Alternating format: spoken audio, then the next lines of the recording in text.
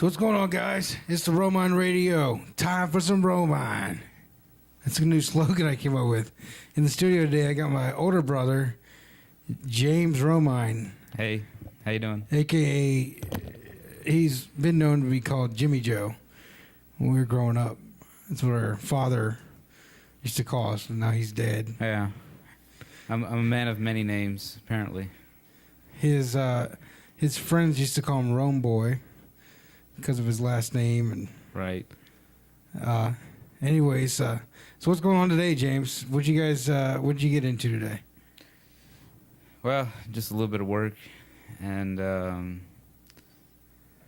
just hanging out with Mason, getting ready for her 9th birthday party. Okay. So James is a father. He has a 9-year-old little girl named Mason. She's my niece. And she's been on the show before, but we didn't release it because the audio was a little messed up. It was in our testing stages. We'll have to do another one with her. But so for work, you're over there at the Mad Batter. Can you tell us what happened with the old Mad Batter? It's a bakery, organic bakery, right?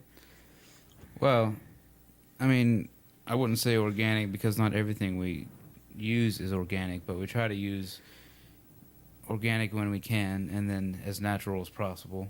And we make everything from scratch there. What happened? It was on the university in our town. Right in the middle, right in the heart of campus. We were open for about 15 years. I was there for 9 of them, and it was really kind of a swinging place, I guess. We had a lot of good traffic, and a lot of good people came through. We made food, and a lot of hot college chicks. Yeah, there's always some girls, and a lot of professors. But what happened? It's closed down now, and they tore it down. Well, the old Mad Batter's gone. They rebuilt in downtown Silva. Right. What had happened was,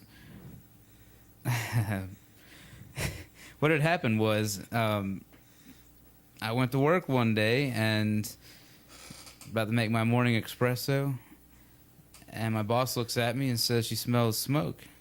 And so we started looking around because we kind of assumed that maybe something we had installed maybe caught on fire or something, but yeah, because you just never know what may happen, But upon tracking it down, we realized we had to evacuate the building. The fire department had already been called by Subway, and we were asked to evacuate the building. And so there was a couple restaurants connected to the Mad Batter. Right. It was in like a strip mall. So there's a couple buildings to the left of us and a couple to the right.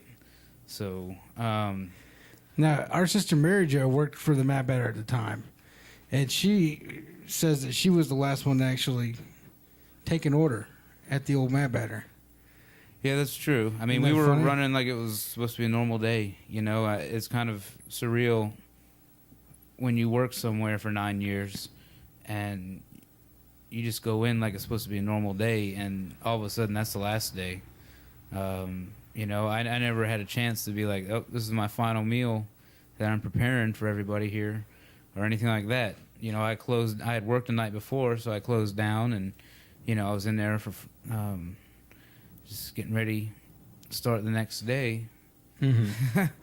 And I actually never got a chance to cook in there again, and it never will happen again because the buildings were considered too badly damaged to repair.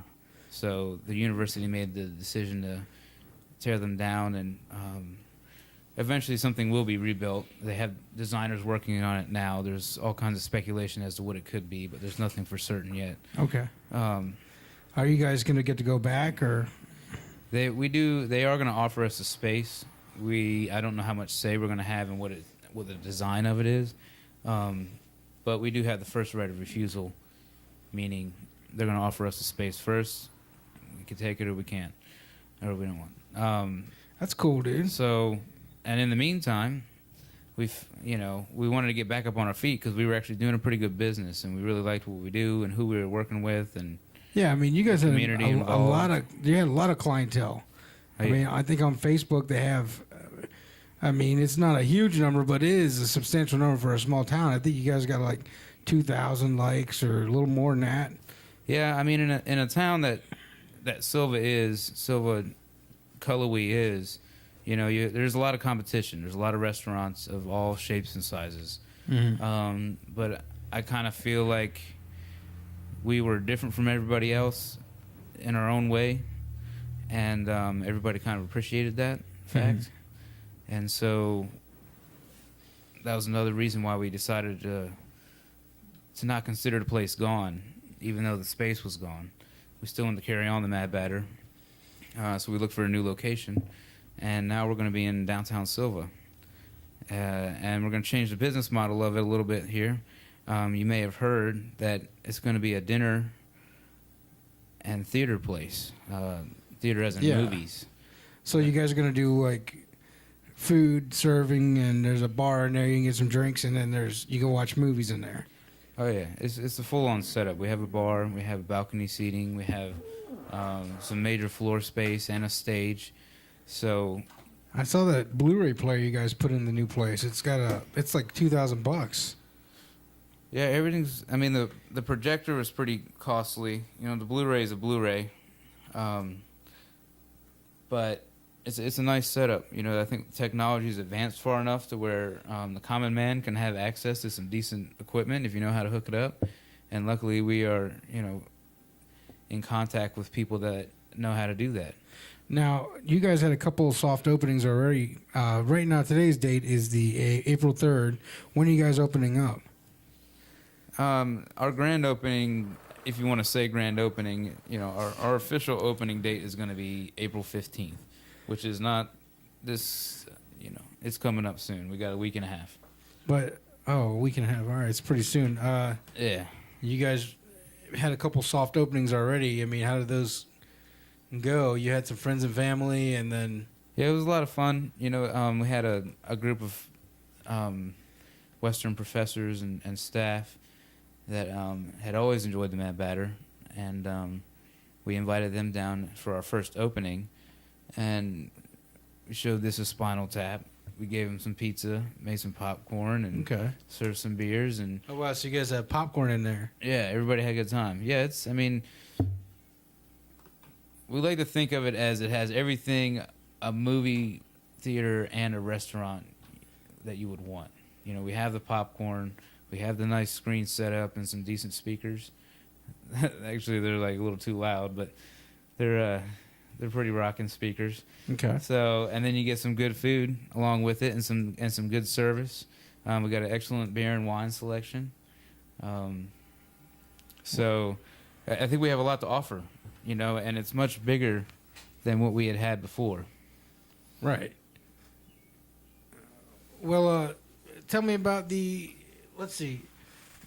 Mad Batter, and then what else you got going on? You're a graphic artist. Tell me about your work there. I mean, well, what's your influences and stuff? I do some graphic artworks on the side. I develop flyers and posters and menus, and just recently got into some T-shirt designing. I've always had an interest in art since I was a kid, and this is kind of a way to get out to the community and kind of display my art in the way that I'd like to. I'm not really looking for a gallery space or anything, but it's kind of fun to see your stuff up in print, hanging up everywhere, or someone wearing your T-shirt, or seeing a sign that you've done or something. Like I kind of like that form of art. I guess it's commercial art. Well, I mean, I have appreciation for fine art and for gallery work and stuff like that. But for me personally, for what I can do as an artist, commercial art speaks to me. Right. I mean, I even did a report in community college in an art history class, and it was on Henry Tissot or something like that. But this guy was the first one to do like the Moulin Rouge pictures and the French artist, and he was like commercial. We got a call in the middle of the podcast here, and it happens to be my little sister Mary Jo. Hi, Mary Jo. How are you doing? I'm good. How are you guys? Hi, Mary Jo. Wait, doesn't Jimmy? Tell me Jimmy Joe's nicknames real quick. Nicknames for Jimmy Joe? Well, there's Jimmy Joe. His actual name is James. I call him Jimmy Jack. I don't know. I think that's it on nicknames for James. You guys have more nicknames for me than anybody else. James, what are some of Mary Jo's nicknames, James? Well, the one that stuck longest is Mario War, and that's there's also Bigoto and Fuzzmunker. MJC. MJC. MJ, Mari. Mary Jo, you doing some cat sitting tomorrow? yes, I am doing cat sitting. What's that about? Tell us about that. Taking care of cats, I don't know how to explain it. You pet them, you feed them, and give them water, and then you go Mary Jo, do you love cats? change their cat litter. What? Do you love cats? Do I want a cat? No, do you love cats? I love cats. You cute. can't hug every cat. You know that, right? Yeah, James, I know the song. What kind of cats are they? One's just like a regular black cat. Its name is Marley. And the other is like a tabby cat. Its name is Ellie. Okay. Mm-hmm. Well, yeah. Marley, like the There's ghost. also a hamster I have to sit too, but yeah, that's not that big of a deal. Is that Marley like the ghost of Marley Scrooge, or is it we're talking Bob Marley? Marley, as in Bob Marley. Or Marley and Me? I hope not. Yeah, as in Marley and Me, but it's a cat. so Mary Jo is going to school for history work. She's going to be a history teacher. How's school going out there at WCU? School's fine. I have a test tomorrow. I probably should be studying for that, but, yeah. Doing good. We want to give the audience a little bit of a sample of what we're going to do a podcast with just Mary Jo, but give us a sample. What is one of the most common misnomers in history, if you can give us a quick one? Misnomer, well, one of the biggest historical inaccuracies taught in school is that Paul Revere actually completed his midnight ride. First of all, I guess just the simplest thing is that he did not say the British were coming because the colonial Americans still considered themselves British at the time of 1775. So they said probably the regulars are coming or the redcoats, describing their uniforms. I could go into more detail about how he didn't complete his ride, but I think that would be ruining the future podcast. So. And you can find Mary Jo on MySpace at History Nerd. I don't have a MySpace. All right. What's that one you guys do? Tumblr? Tumblr? Pinterest? Yeah. History Nerd is not my name on Tumblr. What's your Tumblr nerd? Not going to tell you guys that. That's my blog. That's private. Private? It's on the internet. I have a Send question. your diary out to people. That's the whole thing. I have a question, Mary Jo, for as far as education Yeah? goes. I'm sorry. You got to speak up, James. I can't hear you. I have a question as far as education goes. Okay. Do you believe in corporal punishment? No.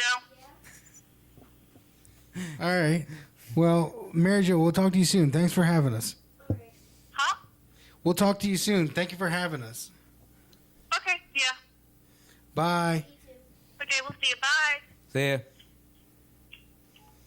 Anyways, so All right. I don't really remember what we were talking about. I think we were talking about art. But anyways, Yeah. it's very good that you have some outlet to reach the community and to get your work out there. I think that's very important for anybody. Really, is just to cling on to something that they resonate with and work at it. Well, and it's kind of technology has kind of made it easier to be able to do that kind of thing, to be able to put your art out in that kind of mass media. Sure. Just because digital files and everything. When I was growing up, I didn't even understand how any of that worked. And it's probably for the better anyways, because it was all about the change, because computers were starting to come more into play. I mean, back in the 80s, that wasn't so prominent. Right. As an art form. So, yeah, it's fun. It's something fun that I like to do. You know, I do love to cook, but I also love art. Art's more of a personal fun, as in cooking is more just what I do to make some money and have fun at the same time. Also, one of the things that we like to do, we recently found out through happenstance that there's a pinball museum in Asheville. Oh, yeah. And we're big pinball fans. Tell me a little bit about it, man. Well, it's over in Asheville, near the Grove Arcade. Asheville, North Carolina has a pinball museum, folks. Right. $10. You can go in there and do free play all day. Right. Kids, $7. There's like, I don't know, there's probably around 30 machines. They're all for sale. So that kind of makes it a little interesting, because every time you go in there, it's a little different. He's always working on new machines, getting them up and running, and then put them on for sale. And then sometimes he sells a machine that you really like he did to us. We love Bride of Pinbot. We first started playing Bride of Pinbot back at Papa's Pizza in Cullowhee, North Carolina. We had a lot of fun doing that. And then it just kind of cropped up again at this pinball museum. A lot of fun. Yeah, kind of brought back old memories. I felt like I could smell Papa's Pizza while I was playing it. It was kind of weird. Yeah. That's the funny thing about the brain, man. Your brain connects to, like when you hear a song, it takes you right back to that time in your life when you're listening to it, or, you know, yeah, or, you know, just a person or something like that. Like right. And it goes not just for the good things, but like for bad things too, like tonality. If somebody's yelling at you, it takes you right back to when your kindergarten teacher was yelling at you. That's why a lot of people have anxiety. But no, it was cool though. Or Dorito breath. That pretty much enrages me whenever I smell Dorito on someone's breath, because my brothers like to torment me in the car, windows rolled up, and they got bad breath. So, but this pinball place is amazing. You know, I've been a pinball fan for a number of years now, and we always struggle. We take weekend trips just to try to go find, just us brothers, me, Jesse, and Tony, just to go find actual working pinball machines. And we were lucky if we had found, we were lucky to find even one or maybe two, you know, like a bowling alley or a bar, maybe a laundromat, you know, and most of the time they weren't even that good working condition. You had to kind of deal with it. There was like, and it still is an awesome place. Now, I don't know, this pinball museum is giving it a run for its money, but down in Garden City, just south of Myrtle Beach, North Carolina, yeah, it's or South Carolina. Did some vacationing down there. Yeah.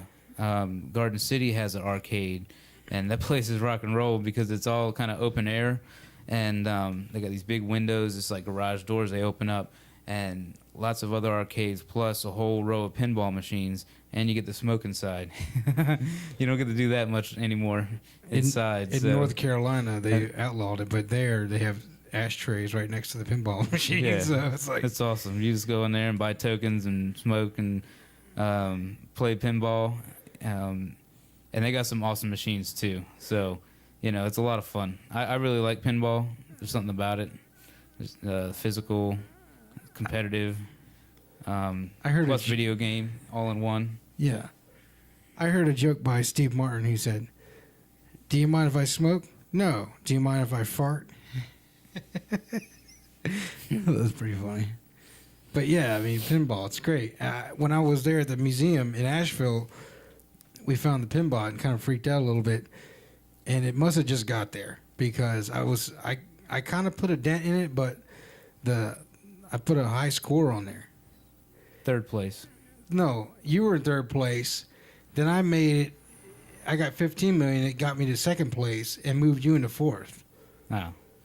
Well, and that's second where, place. So that's why I think it hadn't been there very long, because that's not very good of a score. I mean, I pretty much just played it for a second. Yeah, I think he had just got up and running because we had been there the weekend prior to that. Now we've gone like 3 weekends in a row now or something like that. The first weekend we were there, Bride of Pinbot was not there. and then she was there the second weekend, and then she was not there the third weekend. So that just kind of gives you an idea that you got machines moving in and out, and they're all pretty decent working order. You got to hand it to them, and it's nice and clean in there. No drinking, no smoking. But maybe that's enough on that, because we don't need to become an ad for pinball arcade. I'm gonna call that guy. I want to get him on the podcast. I would. we gotta get him on the podcast, man. We could try. I don't know. Wouldn't that be cool? Sure. Talk to him about it. See where it all started for him. I mean, I could bring the gear there, and we could just set it up. Do it at the pinball museum. You guys can hear the pinball machines in the background. That'd be awesome. That'd be cool. We'll set up in that little lounge area. He's like a lounge area you can sit. Maybe he'll give us a free stay that day. I don't know about that, but well, let's switch it around a little bit here. I'm gonna start. I want to ask Jesse a question. Whose show is this, man? Hey, don't worry about it. What happened today, Jess? I do not have to answer any of these questions. What happened today, Jess? Legally, I don't know if I could say anything. Legally? At this point. Really? Do I look like a lawyer to you? No, but... Do I look like John McNeil? All right, so we may have to cut this part in. You can't say names, but anyways, so I do video work for a living, and this guy wanted me to do a seminar. Desmond Pinniger, he's the owner and operator of 50/50 Sports, and he teaches kids how to play basketball. And anyways, he was doing a seminar on responsibility, ironically, and it's about an hour away, and I was getting my gear together and stuff like that, and then I realized as I had my camera bag in the trunk of the car that I didn't have my key, so I set it down, and then I went into the house to get the key. I came back in. I was toasting some bagels at the time. I grabbed my tripod, buttered the bagels, go out there, put the tripod in. I'm like, okay, I'm good to go. And then I pull back, put it in reverse, and I hear boom, boom, boom, boom. I was like, what was that? Crunch. So I pull forward, go back, and the camera was run over today. It's not funny, dude. This camera, it's such a beautiful camera, man. It's so simple. Like they bought it back in 2004. It's on its 10th anniversary. I mean, we've made so much money on it. We've made so many good movies, and just to see it like crunched into a piece there, like when I opened the bag, I felt like I was looking at like an injured member of my family. Really, that's what. Did you have felt. Corey Oren in your head saying, "I'm such a fool"? No, it was beyond that, dude. It was more like, oh my God, I can't believe what's happening in front of me. Like, it really like tripped me out. Well, it wasn't like, and I know I shouldn't be so material, but like if you're an artist, like that's an extension of your hand, dude. Right. I mean, I can understand. I mean, I lost my kitchen. I didn't get to say goodbye to my kitchen. I just lost it. And I mean, I worked there for 9 years, just kind of customizing the menu and the space to fit my needs, for me to be a culinary artist, So I can completely understand, and I laugh because I hope everything's going to work out. I know everything's going to work out, Yeah. So I don't mean to be offensive. No, I mean, that's James being nice on the podcast. We're brothers. We give each other crap all the time. But anyways, yeah, you get the first one was honest. I laughed at him. Second one was me playing nice. Very disturbing to start my day that way. It was weird, and as I'm bent down behind my car, looking at this camera, like, oh my God! All of a sudden, like, the crazy mail lady pulls into my driveway, and literally, like, she must have been like 2 feet from my head because I was like bent down. She saw. How could she not see some fat load in the driveway? So I'm like, oh my God. And then she's like, I have a package for you. I'm like, okay. Did you not just see that you almost hit me and killed me? But anyways, I was only angry at myself, I guess, at the time. But you take the good with the bad, because what else happened today? Well, you kind of realized a childhood dream today, didn't you? Well, that's true, man. I had to go out to Fletcher to film this thing, and I realized that I was going to be real close to the summer camp where they filmed Heavyweights. And for those of you guys who know me, I mean, I'm a filmmaker, but I'm not like one of those guys where I'm like, hey, I love Casablanca or, Martin Scorsese or something like that.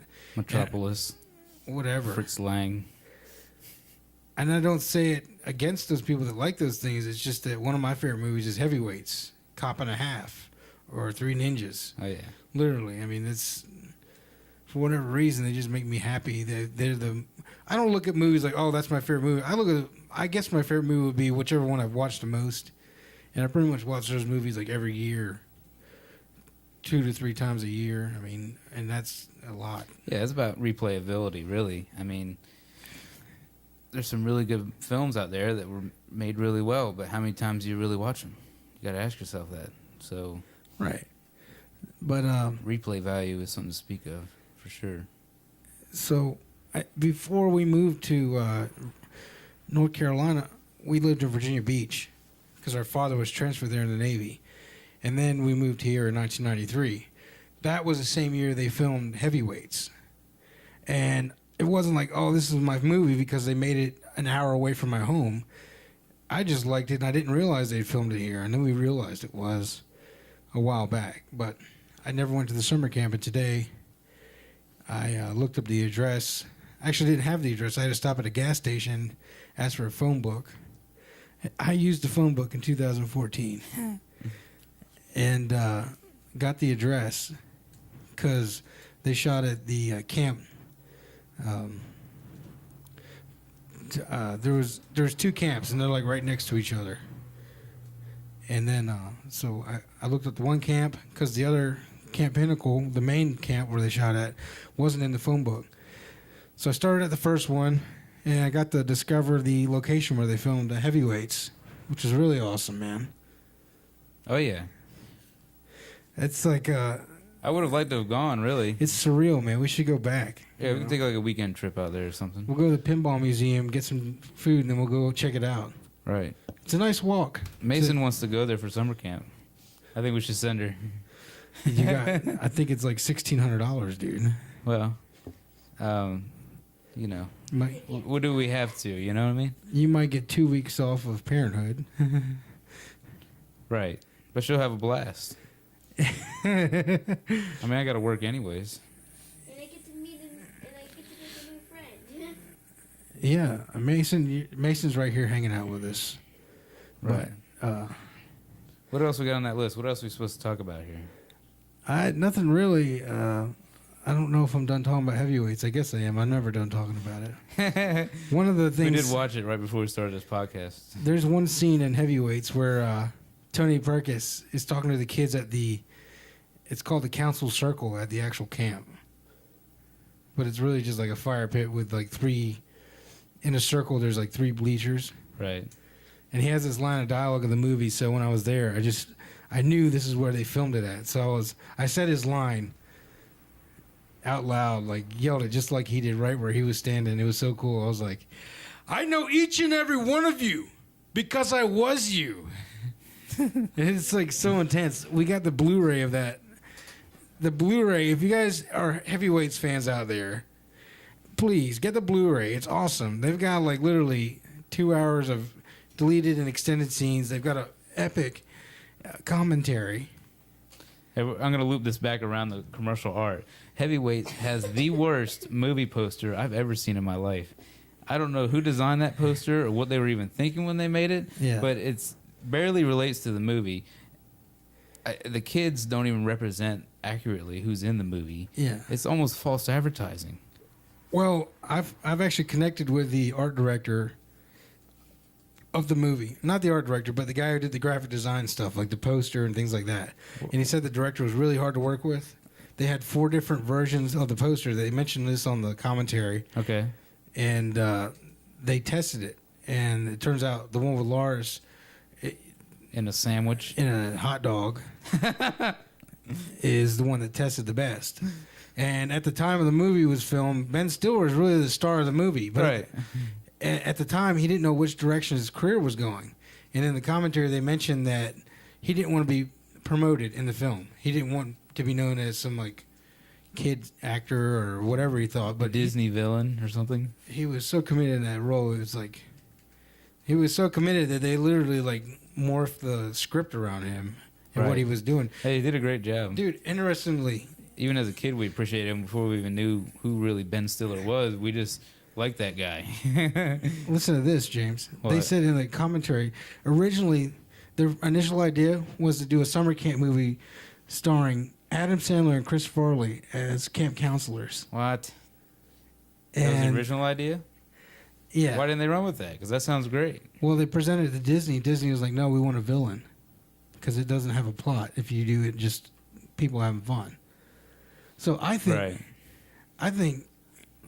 Let me ask you this: what do you think about a sequel to Heavyweights? Well, we've talked about a sequel to Heavyweights, I think, in the past. I mean, of course, Chris Farley's dead, but Right, you can't do anything about that. Adam Sandler, he's still funny. You could oh get yeah, Adam he's a Sandler, funny guy. you know. I mean, what are some of your ideas on a? Sequel? I have some. I would kind of just almost just bring it up to date to nowadays. You had with the technology as far as iPods and iPads and things like that goes. Like, Well, I mean, maybe even Ben Stiller can be taking another swing at it. You know what I mean? Like he bought the camp again. oh yeah, definitely got to bring back Tony Perkis. I mean, he's become a staple in that movie. But one of the ideas I had too was like in the movie, you never really get to see Camp Hope as Camp Hope. What it is like you see Camp Hope as Camp Hope on a VHS movie.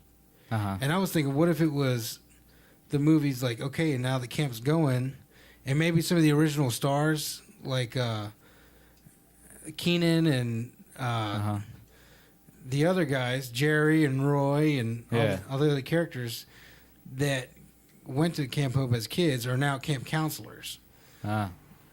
And then have the movie where people are having a good time, and then you get Tony Perkis who comes back. Wait. Yeah, I do like that idea. But I just had an idea about that.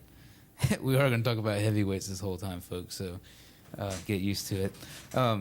What if we did the Star Wars thing, where you did like the prequel? We actually go back and do what they were thinking with the funny camp counselors. And it's when Jerry Stiller, Ben Stiller's father, who was the camp owner in the movie. Oh, the Bushkins. Yeah, the Bushkins. All right, when the Bushkins owned it, with Adam Sandler as a camp counselor and all that, kind of the beginnings of Camp Hope. And you can even shoot it kind of VHS style a little bit and kind of age it, bring it back, Yeah.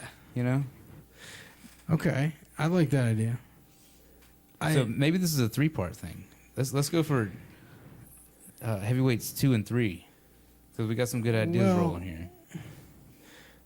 I don't know. I mean, I think.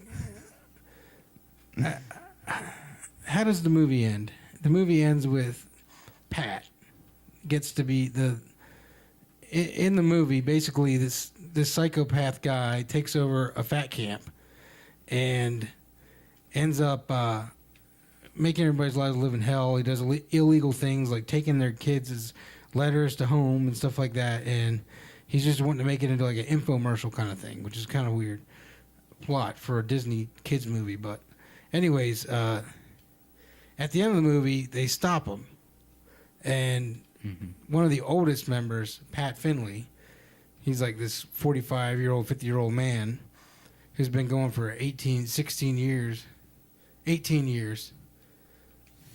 Jesus, what the hell have you been doing with yourself? So in the sequel, maybe he could be part of that as the camp counselor and Yeah. Oh, yeah. Bring him back. And the bring back Bushkins. Pat. I mean, then bring back Tim. I say bring back Kenny the cameraman. yeah, Bring them all back. bring all the cast that we Bring can back the nurse. Bring back Lars. Yeah.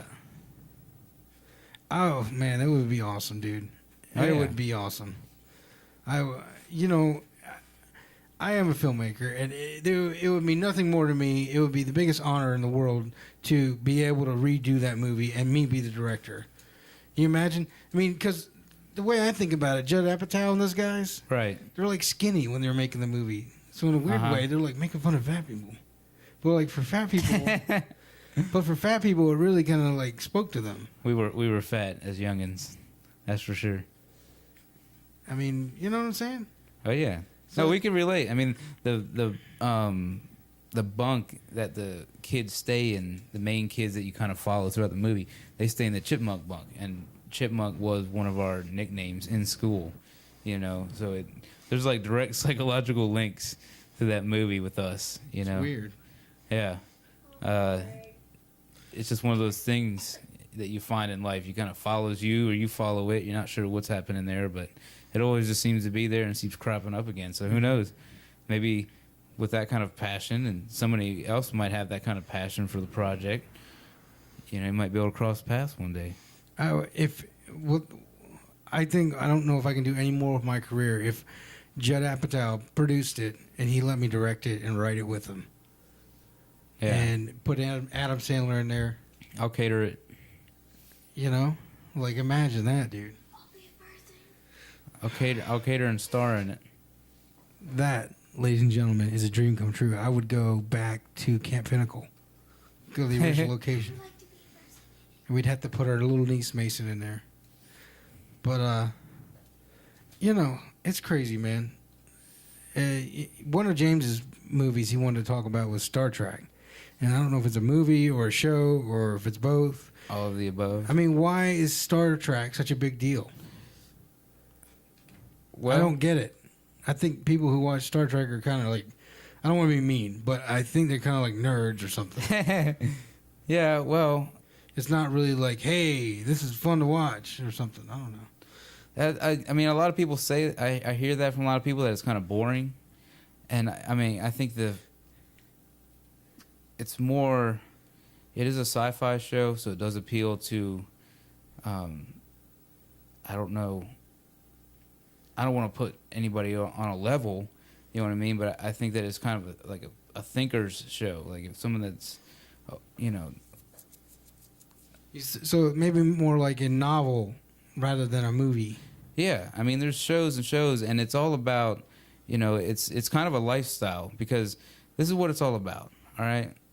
They're proposing that in the 24th century that humans still exist, Okay. and they exist without hunger, they exist without poverty, they exist without the restrictions of money. This is the mythology of the movie. Of the whole, I mean, the whole series, the TV shows. I mean, this is what Gene Roddenberry, the creator of Star Trek, you know, this is his guiding principles in this whole thing, his whole idea. Sure. So he's proposing to an audience in a sci-fi manner how humans can kind of come together and succeed and better each other and not get swallowed up in war and bringing each other down, basically. Right. It sees the human race as more of a collective entity and less of this, you know, crabs in a bucket kind of thing. Okay. So it doesn't strive, the TV show itself doesn't strive on the natural conflicts that you would look for. The good guy and the bad guy and the bombs exploding and the car chases and all that. Because it's more of an exploration of that kind of idea that humans exist in the 24th century. We have the ability to navigate the stars, to go to warp speed. I mean, all these things are pretty fantastical, but you got to remember that when the show first came out, a lot of that technology exists now. So it may sound fantastic now, but like it may sound unbelievable now, but you don't know. In 20, 30 years' time, it could be a reality for everybody. A Right. transporter could be a reality for everybody. You don't know. I agree. So that's fun to think about. Think about not having to drive in a car anymore. You can just transport somewhere, right? Yeah. Well, I mean, the idea of living in a society that's not based on money, and the value of money is absolutely none. It's, you know, people just strive to educate themselves and to better mankind and to, you know. what's the point of living in Star Trek? I mean, with the mythology, what's the point? What do you mean, what's the point of living? I just told you. It's about bettering humanity. It's about going where no man has gone before.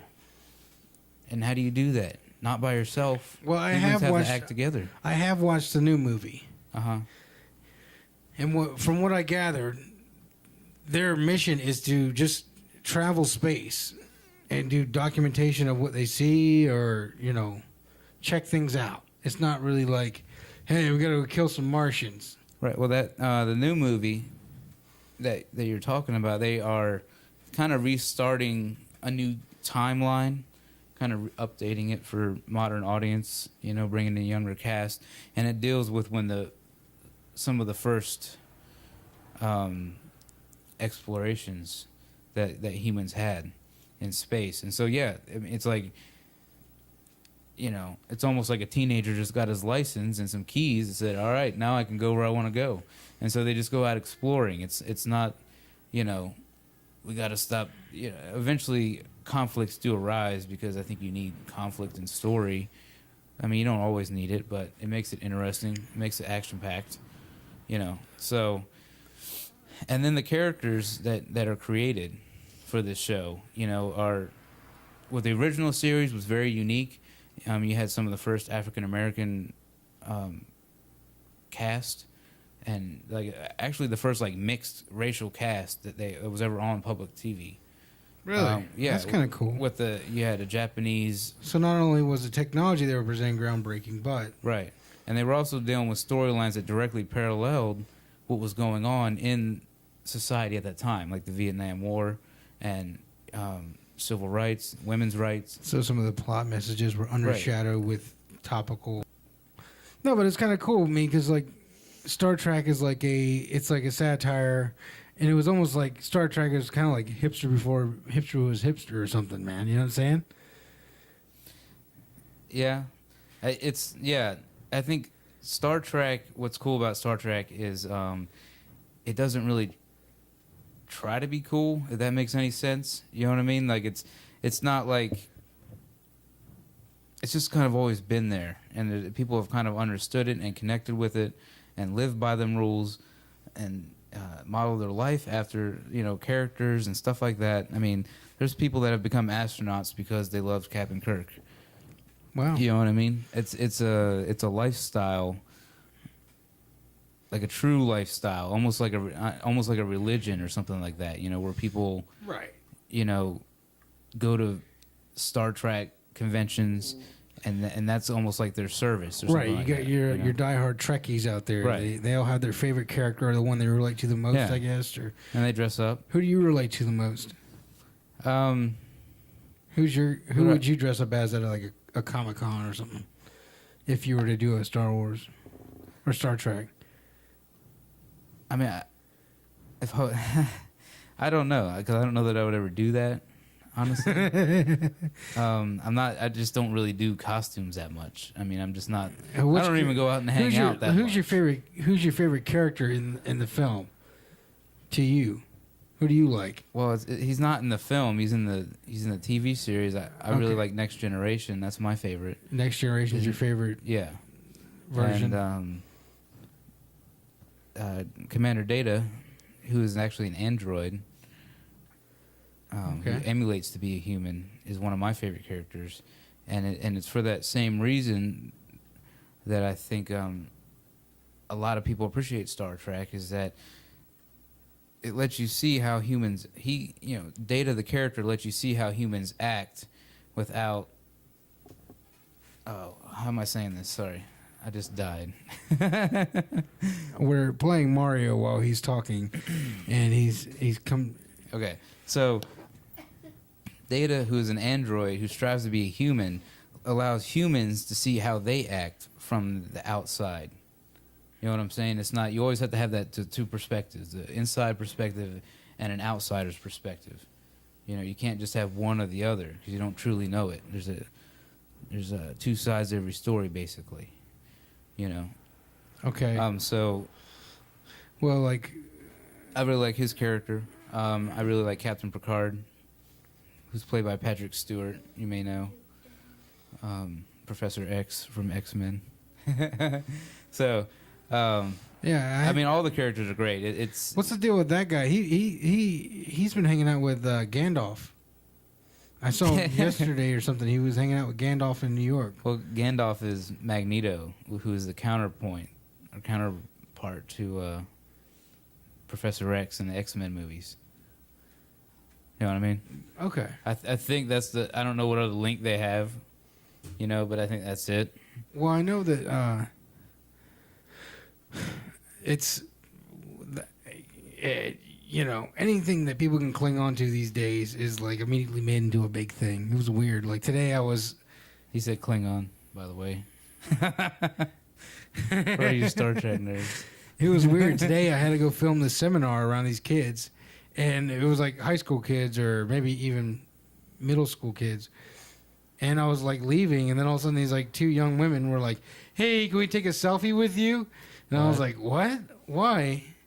They're like, "'Cause you're the camera guy at the seminar. We wanted to..." I was like, okay. Really? So either A, they're going to go make fun of me afterwards and look at my fat face, or they're going to... The whole thing about this generation is that people want to make a big deal about the little things. Really? I think so, man. Like, that's important? Like, the working man is important? Like, you're just as important as the star of the show? Is that what you're trying to say? I think... To the modern kids? Yeah, like the subtle parts of the little gray areas of our world we live in, people are really starting to look at those things. I haven't noticed that trend, but I like that. I appreciate that. You know what I mean? Like, I am that. I'm a working man. Well, yeah, like one of the big videos I saw today that was trending was this little child was dancing at a show. Uh-huh. At a Rascal Flatts show. Okay. They put the spotlight on him, and the whole crowd was watching this kid. And he really wasn't like dancing or anything. Like, but he was just having a good time. And like, I think these days, like the things that are popular are like when things are just normal and people are like just doing their thing and like human emotion, true human emotion. I mean, it kind of makes sense because, I mean, what else do you have on media that's actually true? Like the public media, they dress everything up. Reality TV is not reality, and scripted TV is not reality, obviously. So, I mean, maybe it's just humans actually striving for a true emotion. Speaking of that, you got to see Anchorman 2. It's hilarious. I pretty much listened to Anchorman 2 the other night. It was so funny, man. I watched it last night. And had it up loud enough. I got to listen to it. The thing about that movie was that, like... I like Ron. He's funny. They pioneered... in the 80s, apparently in the script. I'm not sure if this is reality, but the whole concept is that, like, Ron Burgundy, Will Ferrell's ridiculous Anchorman character, sort of pioneered the BS news. You know what I'm saying? Okay. Like it used to be before Ron Burgundy. It used to be like decent news where they'd be talking about politics or the weather or something important. But then Ron Burgundy came along, and just to get ratings, he did what he had to do. You know what I'm saying? Okay. And very funny movie. I hope everybody watches it because it's and get the unrated extended cut because there's a very funny little blip that was added, about 20-minute segment. It's hilarious. It's a very weird choice that the director made. Mm-hmm. I don't want to spoil it, but apparently my brother Tony, we have 3 brothers. There's 4 brothers and Mary Jo. There's 5 siblings, if people want to know about the Romines. But yeah, my older brother Tony said that the Anchorman DVD, there's like Anchorman 1, 2, the extended version of both, and then the unrated version of the first one. So you get like 5 versions, plus commentaries and everything on the Blu-ray. Right. It's like $25 at Walmart. So sounds like a pretty good deal to me. Sure. It's very funny. There you go. The Anchorman plug. Get it. But anyways, the reason I was mentioning that is because, how does that relate to Star Trek? Aren't they asking you to look at reality versus what's being presented? No. In fact, maybe they might even yes and no. I think that they offer it in a way where it can kind of mirror your life if you want to think about it that way, or if you just want to enjoy the imaginative nature of it, and just kind of escape to another place, another time, and put yourself in that situation. The characters in it are very rich, good acting, nice writing. You can kind of get yourself involved with those characters, almost like a soap opera, you know what I mean, or something, and kind of forget about what's going on with you, too. Or you can look at yourself and be like, if I was in that position, how would I handle it? Or that kind of thing. Right. Well, so, that's cool, dude. I mean, I'm glad that hopefully you'll go and watch it in a different light, because you told me the other day that Star Trek was nothing but women in spandex and people in alien costumes, and it's just not true. Yes, that is what it is, but that's just not all it is. I mean, well, let me put it to you this way, man. There's things in life, and everybody can relate to this. I think that there's just something like, say for you don't really understand modern rap music. What? Like I appreciate modern rap music. Or C-Swag? Well, C-Swag is an independent Christian artist. I'm joking there, dude. I'm just saying that, like, I do appreciate modern rap. Like Lil Wayne or something like that, or things in the new generation that you don't really get. And you just kind of tone out on it. You're just like, whatever. Right. That's me with things that are boring. I think I have ADD. Our mother said that she dropped one of us on our heads when we were born. And she won't tell us which one. Not only dropped us on our head, but dropped us into a trash can beside her bed. Right. As an infant, being in the world for like one day or something. And Jesse would like to think that that's himself. I don't know. I'm certainly the black sheep of the family as far as my thinking. I mean, you are who you think you are, right? If you put yourself there, then that's who you are. But the fact of the matter is, I've sat down and watched Star Trek, and the only thing that I think Star Trek is good for is to relax and go to sleep. Uh-huh.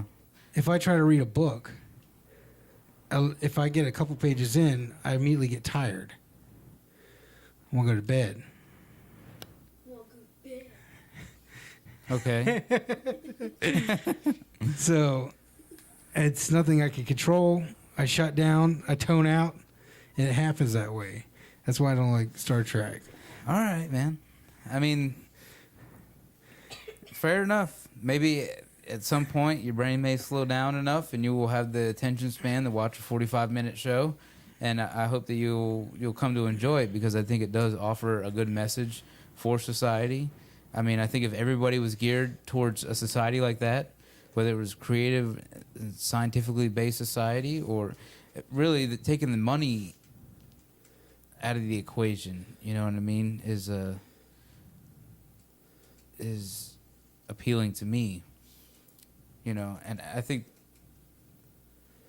it's also inspiring for people. That show is like, people want to create the technology that they propose. You know what I mean? It leads people to say, yeah, I want to make that. And they grow up actually wanting to make, transporters, or make, they basically were presenting the idea of cell phones in the first series. And eventually we got cell phones. They were just like little flip open communicators. I mean, it was a cell phone. Yeah. They didn't have those at that time, but, we caught up with the TV show, and you don't know. It could happen again. Like, we can catch up with the TV show. Yeah. So, well, I definitely am interested in science, and I love being progressive thinker. Have you ever seen The Croods? Yeah. Great animation. Really love that movie. Yeah, it's good. I think it might be my favorite animation. It does have a lot of good artistic design. I do. I saw it in the theaters, and that was one of the things I took away from it. Was like, they came up with a lot of really good looks, a lot of good unique body postures and animals and backgrounds. Like, it really kind of took you to another world, and in a market that you are handed these CG movies all the time, and I watch a lot of them. I have a 9-year-old, and I do appreciate cartoons as an adult. I think the artist lived up to what they were presenting in the story. Yeah, it's cool. In the story, it's all about accepting that things can change and go with new ideas and to explore what your thoughts are. And like you're saying with the animation, that translates because they were trying new things and definitely emotionally driven movie. I mean, I just saw the new Wes Anderson film, the Budapest Express or the Great Budapest Hotel or whatever it's called. Yeah. Usually his movies are pretty emotionally driven, but this was more just kind of like fun to watch. But yeah, the movie Crudes was real good. Great characters, and check it out, people if you haven't seen it. There's another plug. We're just talking about movies today. Right. The movies I want to do sequels of Cool Runnings, Heavyweights. I don't really want to go to the Three Ninja franchise again. Cop and a Half. Devin Butler as a cop. He actually makes it as a cop, and then he takes on his own protege. Yeah. Okay. But it's so hard not to have Burt Reynolds in there. We'd have to do we can have Burt Reynolds. My buddy just worked on a set with Burt Reynolds. He's getting old, man. Well, he said it was his last movie. Wow. To the entire film crew. Maybe. Of course, he said that for the other film before that one. So. Well, you never know when your last one is, do you? But can Cop and and a Half talk about that today? but can Cop and a Half 2 be Cop and a Half without Burt Reynolds? You know what I'm saying? No. Like, that's why I'm saying I don't know if I could go back to it. Same with Three Ninjas. I mean, I think they failed. What are you gonna do with Cool Runnings? What story? I don't know. I thought we would just get a band of Jamaicans and do instead of bobsledding, they were gonna do like speedboating or something fun. I don't know. Speedboating is not an Olympic sport. So bowling. Bowling's become an Olympic sport. Yeah. I like that. So you drink beer while you're doing it? Yeah. That's half the fun of bowling, I thought. I don't know. I'm not a drinker, so, but I used to. I had fun drinking while I was bowling. All right.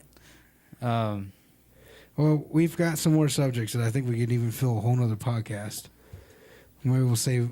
The next time we want to get into some of our childhood rivalries, and we want to get into vegetarian versus a meat eater.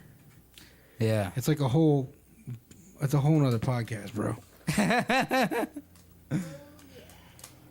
James is responsible for my back problems.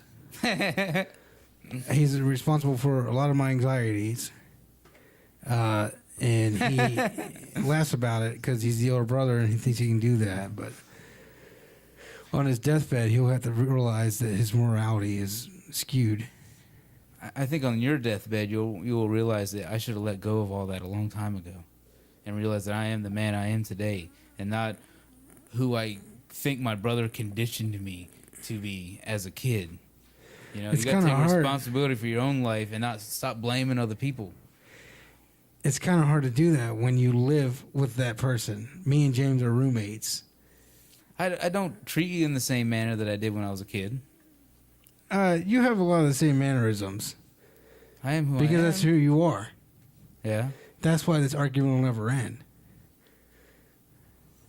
I'm willing to take responsibility for my life. That's one thing. Well, I apologize for that's an age-old an age-old excuse for you. I mean, I don't really feel as though I create an anxiety in your life. I mean, we've lived together for how many years now? I say that vaguely because what I'm saying is that you don't approve of the way I do things. And it's like, okay, well, he doesn't want me to do that, whatever. But everybody's an individual. Well, name me somebody whose life you approve of. I approve wholeheartedly. I approve of your life. I accept you for the a-hole you are. Yeah, okay. There you have it. What do you want me to say? The story goes I on. buy bacon. You don't want me to cook bacon. I can't even cook bacon in my own house because you don't like the smell of it. Well, just run a fan or something, man. It's You run a fan. You're the one with the problem. I like the smell of bacon. I think every man likes the smell of bacon. And the crickets are humming for the vegetarian because reality speaks for itself.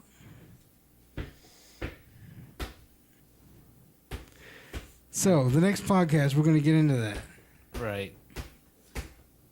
I mean, I don't think we should get into personal issues as far as. I mean, me and Jess have been friends our whole lives, you know, and he can say what he wants to, but he dishes it out just like I give it, so it's all right. We're Well, brothers. We're always going to be brothers. And we're Irish Italian brothers at that. And it's well known that Irish brothers kill each other at each other's necks. It's no wonder that we haven't done that. It brings us closer together. You know, I we've said it before that we would rather be able to speak our mind and air our grievances, as you may say, as opposed to bottle it in or just not even talk to the dude anymore. You know, Yeah. we're just more vocal about it, and we're able to come back at each other and not take it personally. That's true. We still live with each other. We still accept each other who we are. It's not enough for me to move out, and it's not enough for him to move out. So, you know, in the end, it's all good. Well, I think that's a valid point. I mean, family first, to a degree. I mean, at a certain point, you know, if I find a woman I want to fall in love with, I'm not going to probably live with my brother, and vice versa for you. But in the meantime, you know, I appreciate that. we're friends, so Right. we can, you know, make that work. So, anyways, welcome to our psychological examination of each other. We'll see you next time on the Romine Radio Podcast. See ya. The princess is in another castle.